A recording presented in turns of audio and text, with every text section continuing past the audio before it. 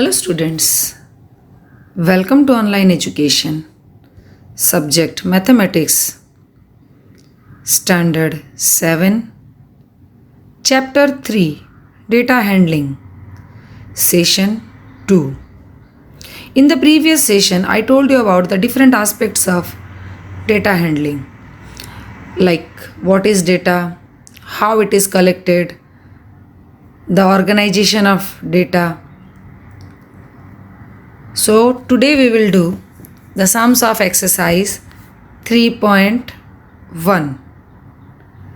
In question number 1, find the range of heights of any 10 students of your class. Now let me tell you first what is range. The spread of the data values is called the range of the data values. Means वो कहाँ से start हो रहा है और कहाँ तक finish हो रहा है. Means starting value and the ending value, the difference of these two is called the range of the data. यानी कि हमें रेंज फाइंड करने के लिए क्या करना है, the highest number and the smallest number, और फिर उसका डिफरेंस फाइंड करना है. That is called the range. यानी कि वो कहाँ तक स्प्रेड हो रहा है. अगर एक क्लास टेस्ट की हम बात करते हैं तो उसमें मिनिमम मार्क्स 2 आए हैं और हाईएस्ट 10 आए हैं, तो रेंज क्या होगा, 10 - 2 8. Got it. So the formula for getting range is highest value minus lowest value. ठीक है. अभी इस क्वेश्चन में आपको अपने 10 फ्रेंड्स की हाइट्स को लेना है. Means the values are not given to you. Okay, that you have to take by yourself. So let's do. Let have the heights of 10 students are as follows: 140 centimetre, 141.5 centimetre, 138, 150, 161, 138, 140.5, 135.5, 160, 158. So here minimum height कितनी है यहाँ पर, 135.5. अभी maximum height क्या है, 161. तो अभी range कैसे फाइंड करेंगे, मैंने अभी क्या बताया, highest value minus lowest value. तो यहाँ पर हमारी वैल्यूज़ क्या है, हाइट है. तो maximum height minus minimum height will give us the range of the data. Okay. So 161 centimetre minus 135.5 centimetre and the difference is 25.5 centimetre and this is the range of this data. तो ये क्या है, इस data का range है. Got it. सो अभी range का formula क्या हो गया, highest value minus lowest value. Then question number 2. Organise the following marks in a class assessment in a tabular form and the marks are 4, 6, 7, 5, 3, 5, 4, 5, 2, 6, 2, 5, 1, 9, 6, 5, 8, 4, 6, 7. अभी हमें इसको एक टेबुलर फॉर्म में अरेंज करना है. आपने पता ना फ्रीक्वेंसी टेबल आपने प्रीवियस स्टैंडर्ड में पढ़ा है ये, फिर भी मैं आपको बताऊंगी. So which number is the highest, which number is the lowest, what is the range of the data and find the arithmetic mean. So easy है. अभी हाईएस्ट, तो अभी इसमें हाईएस्ट क्या है, 9. ठीक है. और लोएस्ट क्या है, 1. हाईएस्ट 9, लोएस्ट 1, तो रेंज क्या हो जाएगा, 9 - 1 8. और एरिथमेटिक मीन के लिए क्या करेंगे, सबको ऐड करके जितनी टाइम आ रहे हैं उससे डिवाइड कर देंगे. Total number of observations and number of observation. ठीक है ना. चलो let's do. So let us form a frequency distribution table. Frequency यानी टेली मार्क्स। फ्रीक्वेंसी फाइंड करने के लिए हम क्या करते हैं, टेली मार्क्स। जब एक नंबर एक से ज़्यादा बार एक डेटा में आता है तो उसको उतनी बार लिखने से बेटर है हम उसका फ्रीक्वेंसी टेबल फॉर्म करेंगे। तो देखो यहाँ पर 1, तो 1 कितनी बार आ रहा है, 1 ही बार आ रहा है, तो हम यहाँ पर एक टेली मार्क करेंगे। फ्रीक्वेंसी कितनी है, 1, और कितनी टाइम आ रहा है, means this is the marks and this is the frequency. So 1 into 1 कितना हुआ, 1। अभी 2 है। This line represents the number of occurrence of a number. ये लाइन क्या रिप्रेजेंट करता है कि ये नंबर कितनी बार आ रहा है। ओके 2, तो 2 कितनी बार है, 2 टाइम। तो कितनी मार्क्स की हमने, 2 लाइन्स बनाए। समझ में आ रहा है। सो फ्रीक्वेंसी कितनी हुई, 2 टाइम, यानी कि 2 कितने टाइम आ रहा है, 2 टाइम आ रहा है। तो वैल्यू ऑफ 2, 2 2 ज़ा 4, बिकॉज 1 टाइम 2 होता है तो 2, 2 टाइम 2 है तो 2 2 ज़ा 4। अभी 3 कितनी बार है, एक ही बार है, तो हम यहाँ पर एक ही मार्क करेंगे। तो 3 की फ्रीक्वेंसी कितनी है, 1। देखो यहाँ पर फ्रीक्वेंसी आ रही है, यानी कि वो नंबर कितनी बार आ रहा है, वही नंबर नहीं आ रहा है। पहले में 1 था, दूसरे में 2 था, तो आपको लगा होगा वैसा, तो डोंट गेट कन्फ्यूज। अभी देखो 3 कितने टाइम है, 1 टाइम, सो 3 1 जा 3। देन 4 कितनी टाइम है, 3 टाइम, तो फ्रीक्वेंसी कितनी है, 3, तो वैल्यू कितनी है, 4 3 ज़ा 12। Got it. देन 5। अभी देखो टेली मार्क में हम 5 5 का ग्रुप बनाते हैं। कितने का, 5 का ग्रुप। तो 1 2 3 4, फिर हम उसको जो नेक्स्ट नंबर यानी कि 5th आएगा तो ऐसे करके उसको पैक कर देंगे। क्लियर। सो यहाँ पर 5 कितने टाइम है, 5 टाइम। सो 5 की फ्रीक्वेंसी 5, बट वैल्यू कितनी है, 25। समझ में आया। Then next is 6 occurring for 4 time. So frequency is 4 and the value is 24. 6 4 ja 24. Then 7 is occurring for 2 time. So frequency is 2 and value is 14. Then 8. The frequency of 8 is 1 and value is also 8 because 8 ones are 8. Then 9. Again it is occurring for once. So its frequency is 1 and value is also 9. तो अभी this is 20 means the total frequency 20, यानी कि 20 numbers are there and the value is 100 means उनको add करने से कितना मिल रहा है, 100। समझ में आया, गॉट इट। तो टेली मार्क में क्या करना है, पर नंबर के लिए एक एक टेली मार्क करते जाना। सपोज यहाँ पर डेटा लिखा हुआ है 2, देखो 3 5 4 2 2 7 6 6। ठीक है। तो हमने पहले नंबर में पहले कॉलम में ये नंबर्स लिखे। तो सपोज मैंने 2 लिखा तो 2 कितने टाइम आया, 1 2, तो यहाँ पर क्या आएगा 2, तो अभी 2 2 ज़ा 4। क्लियर। 3 5 7 ये सब 1 1 टाइम है।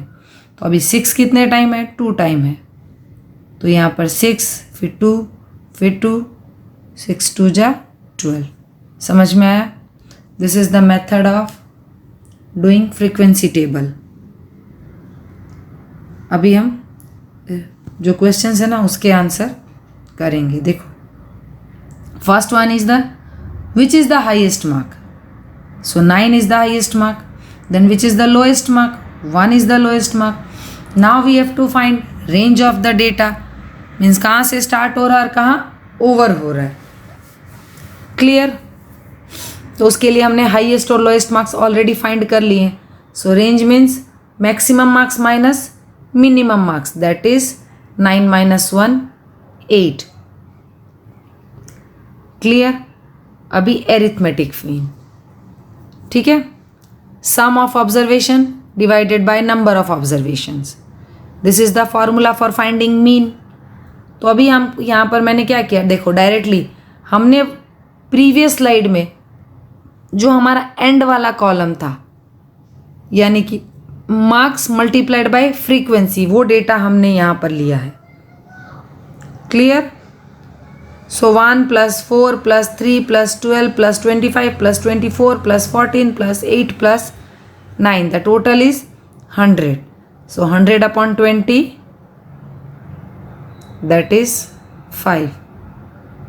So mean mark is 5. Mean mark means what? Central tendency, है ना? मतलब हर में उसने कितना फाइंड किया है, कॉमन रिप्रेजेंटेटिव वैल्यू।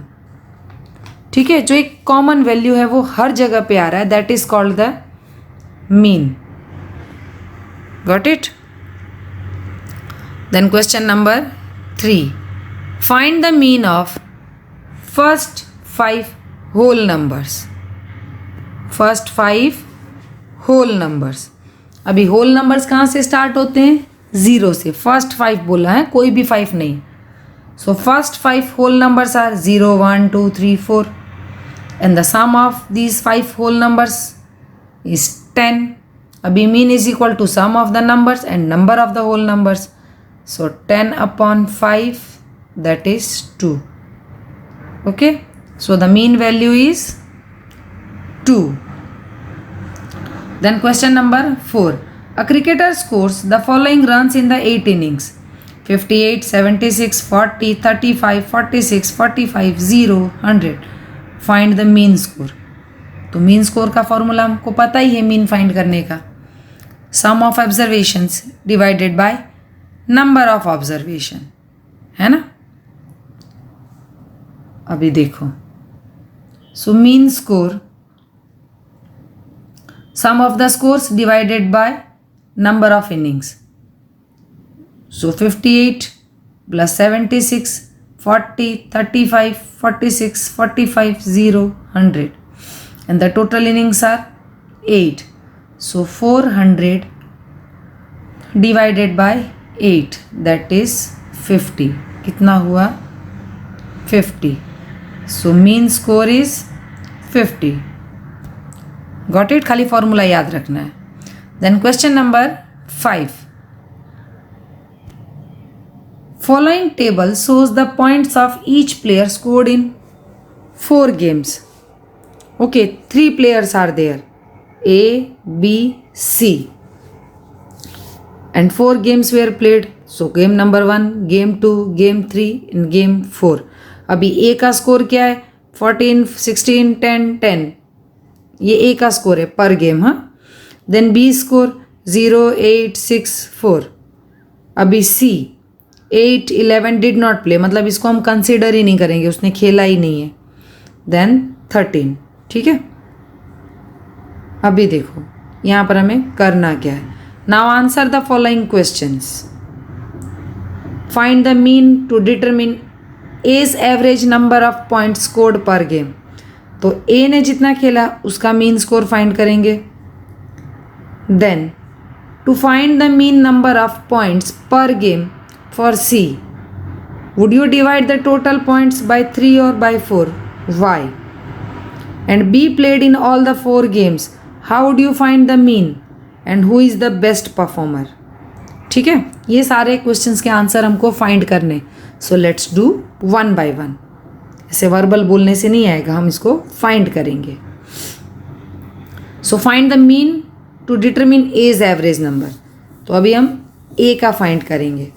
तो एम ने the number of point scored by A in all games are, game 1 में 14, गेम 2 में 16, गेम 3 में 10, गेम 4 में 10। तो अभी उसका मीन स्कोर क्या होगा? Sum of observations divided by number of observations, है ना? क्या आएगा यहाँ पर?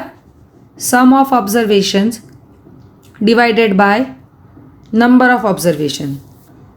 सो 14 + 16 + 10, 14 + 16 + 10 + 10 डिवाइडेड बाय 4, बिकॉज कितने गेम्स प्ले किए उसने? Total 4 games, and the total of these numbers is 50. and 50 upon 4 is 12.5. Clear? So A's average score per game is 12.5. A का एवरेज स्कोर कितना है? 12.5. अभी हम नेक्स्ट क्वेश्चन का आंसर फाइंड करेंगे. Since C did not play game 3, उसमें लिखा था टेबल में डिड नॉट प्ले मीन्स उसने 3 ही गेम प्ले किए, तो उसका एवरेज स्कोर फाइंड करने के लिए हम कितने से मल्टीप्लाई करेंगे? 3 से ही करेंगे. जब उसने एक गेम खेला ही नहीं तो उसको क्यों कंसीडर करेंगे? खेला ही नहीं है तो मार्क्स कहाँ से मिलेंगे उसमें? खेला होता तो कंसीडर करते, भले ही उसको 0 मिले हो वहाँ पर. समझ में आ रही है मेरी बात आपको? So he played only 3 games, so the total will be divided by 3. Clear? Then third one.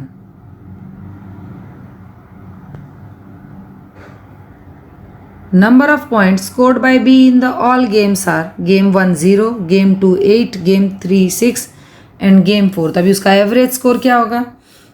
8 plus 6 plus 4 and plus 0 also. Game तो खेला ही है ना, भले ही 0 मिले हो. तो अभी डिवाइड कितने से करेंगे? ऑफकोर्स 4 से ही करेंगे. So 18 divided by 4 that is 4.5. Got it? Then fourth question, mean score of C. अभी सी का भी मीन स्कोर फाइंड करना है, तो डिवाइड तो 3 से करेंगे. ये हमने क्वेश्चन नंबर 2 में ऑलरेडी फाइंड कर लिया है. So 8 plus 11 plus 13 divided by 3 that is 32 upon 3, 10.67. Clear? So this is the mean score of C, that is 10.7. B का कितना आया था? 4.5 और ए का कितना आया था? 12.5. So who is the best performer? Definitely A. So A is the best performer. Clear? Now next is question number 6. The marks out of 100 obtained by a group of students in a science test are 85, 76, 90, 85, 39, 48, 56, 95, 81 and 75. Find the highest and lowest marks obtained by the students. Then range of the marks obtained, mean marks obtained by the group. Okay, so let's do one by one. So the solution, marks obtained are 85, 76, 90, 85, 39, 48, 56, 95, 81 and 75. तो अभी highest marks कितने हैं? 95. Lowest marks 39. अभी range क्या है? Highest minus lowest. So 95 minus 39 that is 56. तो range क्या हो गया? 56. क्लियर? अभी क्या फाइंड करेंगे इसका? Mean score. So the mean marks are sum of all marks obtained divided by number of students. So total 730 upon 10 that is 73. So the mean marks are 73. Got it? This is the answer. The mean marks obtained by the group is 73. Clear? Easy है ना? Then question number 7. The enrollment in a school during 6 consecutive years was as follows: 1555, 1670, 1750, 2013, 2540, 2820. Find the mean enrolment of the school for this period.